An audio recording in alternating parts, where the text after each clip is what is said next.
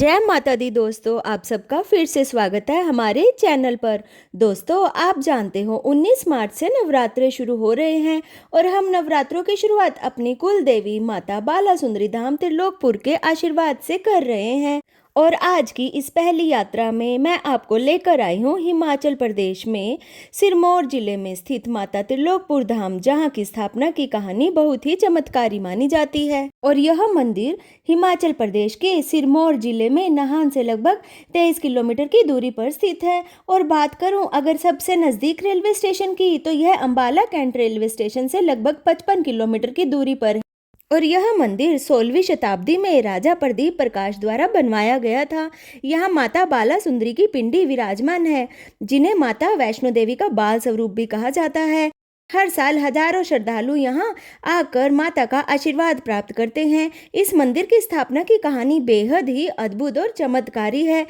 कहा जाता है कि सन 1573 ईस्वी में जब सिरमौर में नमक की बहुत अधिक कमी हो गई थी, तब रामदास महाजन सहारनपुर से नमक लेकर आए। लेकिन जब उन्होंने वापस आकर नमक बेचना शुरू किया, वह दिन भर बेचने के बावजूद नमक खाली ही नहीं हुआ, जिसे देखकर वह बहुत हैरान हुए। और उसी रात रामदास को एक दिव्य सपन आया। माता बाला सुंदरी स्वयं उनके सपने में प्रकट हुई और कहा, रामदास, मैं पिंडी रूप में तेरी नमक की बोरी में आई हूँ।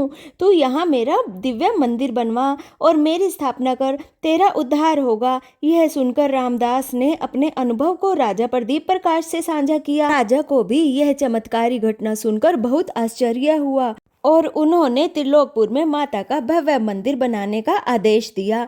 एक और मान्यता के अनुसार रामदास के घर के सामने एक विशाल पीपल का पेड़ था, जहां वह प्रतिदिन जल चढ़ाया करता था। एक दिन भीषण तूफान आया और वह पीपल का पेड़ उखड़कर गिर गया। हैरानी की बात थी कि उसी स्थान पर एक दिव्य पिंडी प्रकट हुई। रामदास उस पिंडी को उठाकर घर ले आया और उसे स्नान कराकर उसकी पूजा करने लगा। उसी रात माता ने उसे स्वप्न में दर्शन दिए और कहा, रामदास, मुझे यहाँ स्थापित कर और मेरा मंदिर बनवा। तब रामदास ने राजा के सहयोग से वहां पर माता का भव्य मंदिर बनवाया। माँ बाला सुंदरी का यह मंदिर भक्ति और चमत्कारों की सजीव गाथा है। यहाँ आने वाले श्रद्धालु माता के दर्शन कर अपनी मनोकामनाएं पूर्ण करते हैं। दोस्तों, क्या आप जानते हो नवरात्रों के दौरान यहाँ एक विशाल मेला लगता है, जहाँ दूर दूर से भक्त जन माता का आशीर्वाद लेने आते हैं। मंदिर में माता के दर्शन करने के बाद अब बारी है प्रसाद ग्रहण करने की। मंदिर के ठीक नीचे भंडारा भवन स्थित है, जहां भक्तों के लिए भोजन सेवा का आयोजन किया जाता है। यह सिर्फ भोजन नहीं है, यह माता का प्रसाद है, जिसे हर श्रद्धालु को प्रेम और समर्पण से परोसा जाता है।